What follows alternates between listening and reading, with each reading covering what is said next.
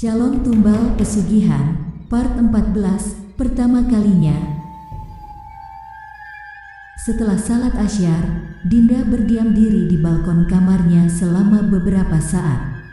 Ia ingat akan janjinya kepada Agil untuk pergi jalan-jalan pada jam 5 sore. Maka dari itu ia sudah menyiapkan semua keperluannya yang akan dibawa saat pergi nanti. Sesaat, ia tersenyum ketika sedang menatap jalanan yang terbentang di depan rumahnya. Ia bisa mengingat dengan jelas semua kenangan yang pernah dilaluinya di jalanan tersebut bersama Agil. Meskipun kenangan itu selalu diwarnai dengan hadirnya Hesti di antara mereka berdua, namun tetap saja Dinda begitu menghargai kenangan itu dan mengingatnya dengan baik. "Neng, kamu mau makan apa?" tanya Agil. "Apa aja deh, Kak. Terserah kakak aja, yang penting cemilan," jawab Hesti. "Kalau Kak Agil sendiri mau makan apa?" tanya Dinda. Agil kini menatap ke arah Dinda dengan enggan.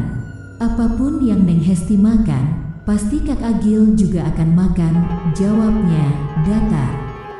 Dinda mengangguk-anggukkan kepalanya dan masih tetap tersenyum. "Kalau Dinda mau cimol yang pedas," ujar Dinda pada Agil. "Ya udah, beli sendiri aja kalau begitu," balas Agil. "Yah, Kak Agil, tolong beliin buat Dinda ya, uangnya pakai uang Dinda kok. Cuma titip beli, satu kali ini aja Kak. Nanti Dinda nggak akan pernah minta tolong lagi kok sama Kak Agil, mohon Dinda." "Kak Agil, beliinlah sekalian untuk Neng Dinda. Nanti aku akan tunggu di sini sama Neng Dinda," pinta Hesti, sedikit membujuk Agil. Agil mengeluh pelan. Dinda tahu itu namun tetap berpura-pura tidak tahu. Agil akhirnya membelikan apa yang Dinda inginkan meskipun sangat terpaksa setelah Hesti membujuknya. Dinda saat itu tahu kalau Hesti tidak benar-benar ingin membujuk Agil dan hanya berpura-pura saja untuk membuat dirinya terlihat baik di hadapan Agil. Dinda tahu semua kebohongan, sandiwara, dan juga munafiknya Hesti. Namun ia lebih memilih untuk tutup mulut untuk menjaga perasaan bahagia Agil agar tetap sama seperti biasanya.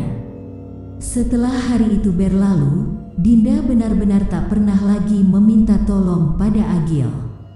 Dinda pergi dari sisi Agil dan juga dari Cijanur. Kilasan kenangan itu tetap saja membuat Dinda tersenyum meskipun di dalamnya sungguh menyakitkan.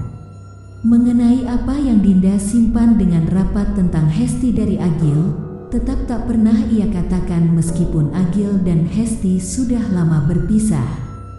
Dia udah terlalu banyak merasakan sakit di hatinya. Aku enggak perlu menambahkan rasa sakit itu dengan mengatakan yang sejujurnya tentang Hesti. Saat ini, melihatnya bisa tersenyum adalah satu kebahagiaan sendiri untukku, dan aku akan selalu mempertahankan itu, batin Dinda, membuat janji kepada dirinya sendiri. Setelah cukup lama merenung dan mengingat kenangan dari balkon kamarnya, Dinda pun kembali masuk ke dalam untuk segera bersiap-siap. Ia menyisir rambutnya yang sudah mulai kering setelah tadi ia beri sampo ketika mandi. Di depan cermin, ia tak melakukan apapun pada wajahnya seperti biasa. Ia benar-benar tak terbiasa memakai makeup, sehingga di meja riasnya itu hanya terdapat sisir, ikat rambut dan beberapa model bando untuk menghias rambutnya jika sedang malas diikat. Setelah mengatur rambutnya, Dinda segera mengenakan celana jeans, kaos berwarna coklat, dan juga sweater berwarna mocha yang tadi sudah disiapkan di atas tempat tidur. Setelah selesai berpakaian, ia segera meraih tas yang telah ia isi dengan mukena, dompet, dan ponsel.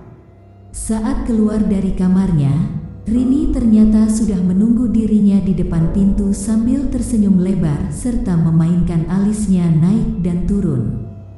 "Cie, yang akhirnya mau jalan bareng sama Kak Agil," goda Rini sambil menyenggol-nyenggol lengan Dinda dengan sengaja.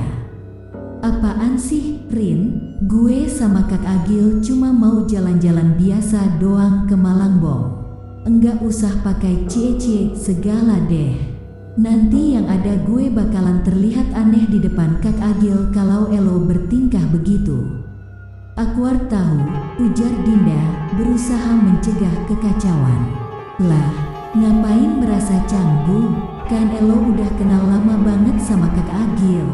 Jadi enggak perlu canggung, santai aja meskipun Elo disindir, digodain, dan bahkan dihujat sekalipun. Elo harus seteguh baru karang kalau mau berdiri di samping Kak Agil. Din, saran Rini. Rin, gue tahu soal itu. Gue juga enggak peduli soal sindiran, digodain, atau dihujat sekalipun. Gue juga seteguh batu karang, kok. Yang gue enggak mau adalah Kak Agil merasa tidak nyaman akan hal itu. Jadi please banget Rin, enggak usah berlebihan. Ini cuma jalan-jalan biasa, enggak ada yang istimewa. Karena bukan gue sosok istimewa di hatinya Kak Agil. Gue cuma teman, dan mungkin akan lebih baik seperti itu supaya gue enggak dijauhin lagi sama dia. Gue harap lo paham dengan apa yang gue maksud, Rin, jelas Dinda, bersungguh-sungguh. Rini dapat menemukan kesungguhan itu di mata Dinda. Saat ini Dinda hanya yakin soal lebih baik berteman daripada kehilangan lagi terhadap Agil. Ia paham akan ketakutan itu. Takut akan kehilangan untuk kedua kalinya jika berpikir lebih tentang hubungan mereka sekarang. Apa yang pernah terjadi di antara Dinda dan Agil pada masa remaja mereka dulu, jelas telah membuat Dinda belajar untuk tidak memaksakan kehendaknya. Jika bukan jodoh, lebih baik tetap menjadi teman daripada menjadi musuh. Kecuali Agil sendiri yang memintanya pada Dinda, maka Dinda mungkin akan membuka hatinya untuk pria itu.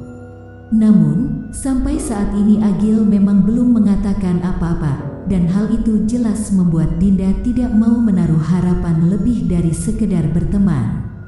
Oke deh, insya Allah gue enggak akan ngomong yang macam-macam di depan Kang Agil.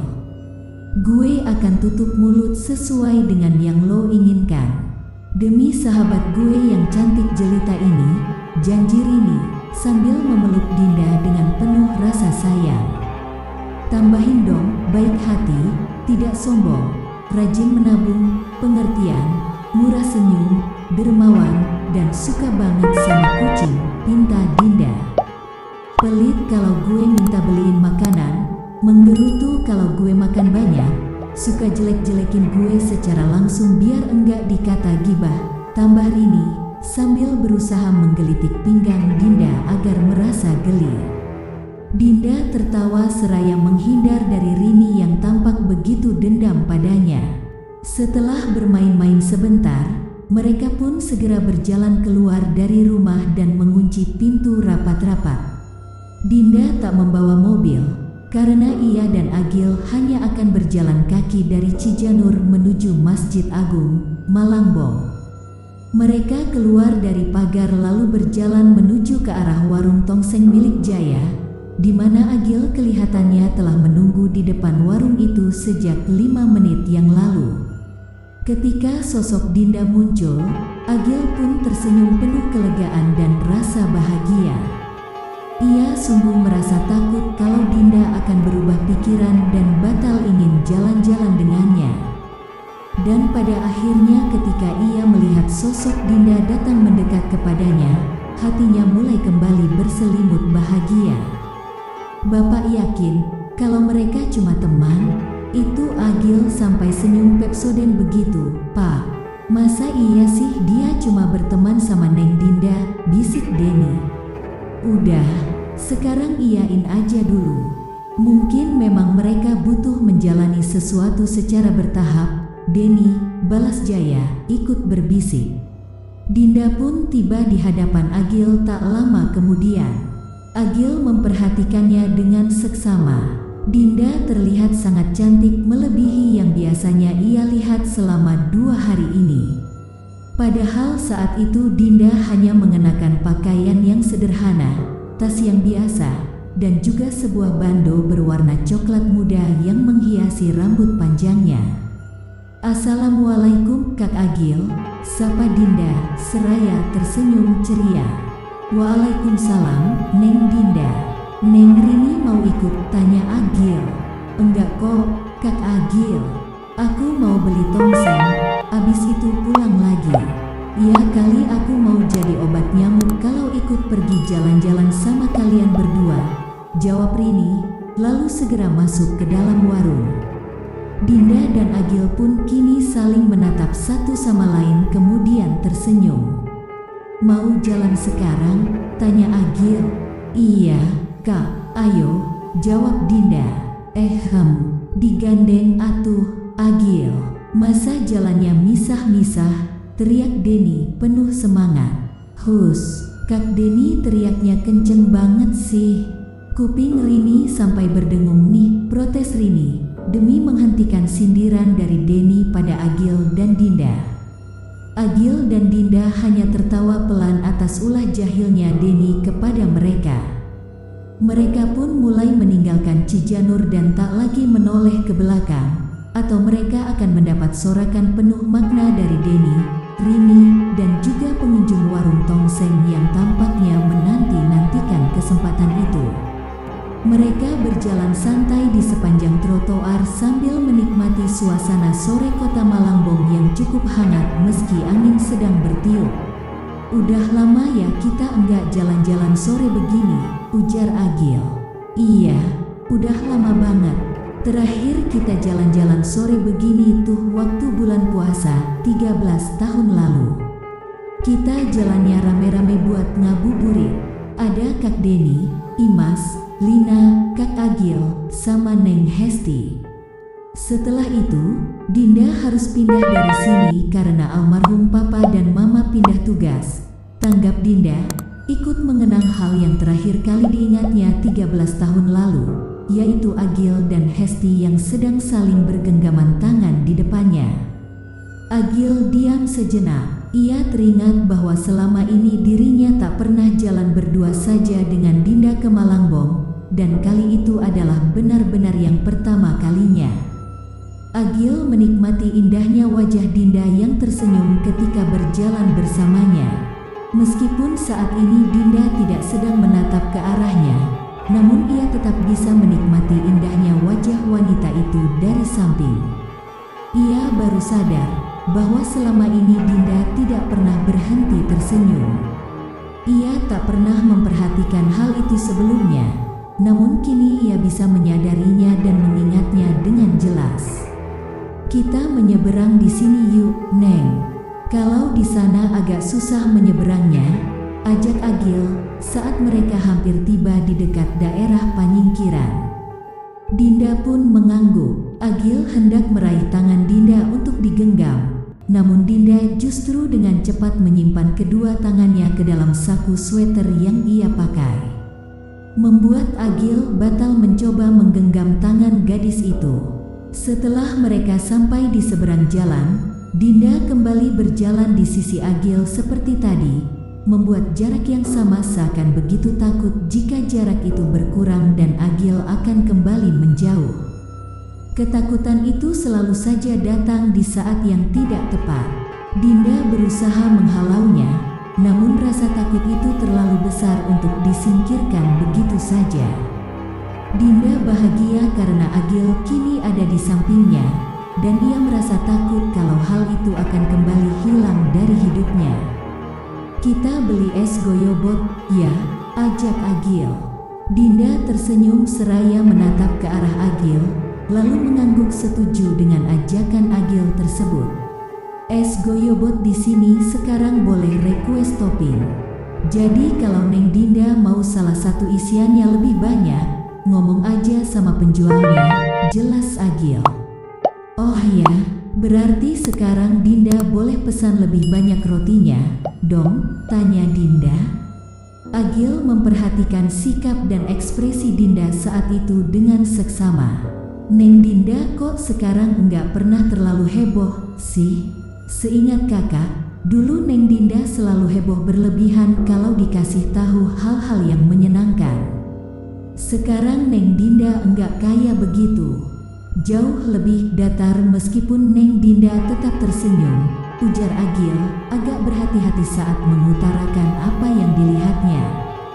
Dinda hanya tetap tersenyum santai ke arah Agil yang kini tengah berjalan mundur, demi bisa melihat wajah Dinda dengan jelas. Dinda meraih tali jaket Agil yang menggantung di depan dada pria itu, agar jika Agil tersandung, maka Dinda bisa segera menangkapnya agar tak terjatuh. Dulu Dinda bertingkah begitu karena ingin cari perhatian kakak Agil. Tapi nyatanya, apapun yang Dinda lakukan enggak akan pernah bisa mengalihkan perhatian Kak Agil dari Neng Hesti, tutur Dinda dengan jujur. Hal itu langsung membuat Agil berhenti berjalan mundur dan terdiam di tempatnya. Dinda pun akhirnya ikut terdiam dan tak kembali melanjutkan langkah.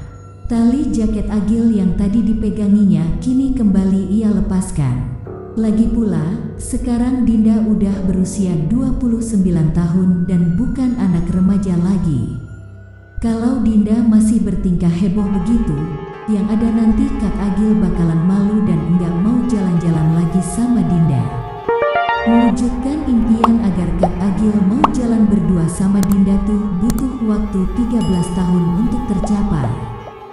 Jadi, Dinda enggak mau merusak impian yang baru terwujud ini dengan hal-hal konyol yang akan Dinda sesali seumur hidup. Kan enggak lucu dong kalau Kak Agil enggak mau jalan-jalan lagi sama Dinda gara-gara Dinda terlalu heboh di jalanan, jelas Dinda. Agil semakin tak tahu harus mengatakan apa setelah mendengar penjelasan yang keluar dari mulut Dinda. Kedua matanya hampir kembali berkaca-kaca saat tahu kalau Dinda memiliki impian yang begitu sederhana menyangkut kebersamaan dengannya. Tapi, entah mengapa hal-hal sederhana itu justru ditolak oleh Agil di masa lalu, hingga kenyataan menamparnya dengan keras dan dirinya baru tersadar ketika sudah merasakan tamparan itu di dalam hidupnya. Mengapa ia menyia-nyiakan Dinda dan memilih yang tak bisa bertahan dari godaan duniawi? Mengapa justru yang ia tolak malah begitu setia dengan impian dan harapan terhadap diri Agil? Neng, panggil Agil. Iya, Kak, ada apa? Tanya Dinda, yang masih berdiri di tempat yang sama karena mereka belum melanjutkan perjalanan. Boleh enggak, Kakak genggam tangan Neng Dinda sampai kita pulang nanti, pintanya cukup sederhana. Bersambung. Makin menarik dan penasaran dengan cerita selanjutnya kan? Terus pantengin channel Asal Gawe.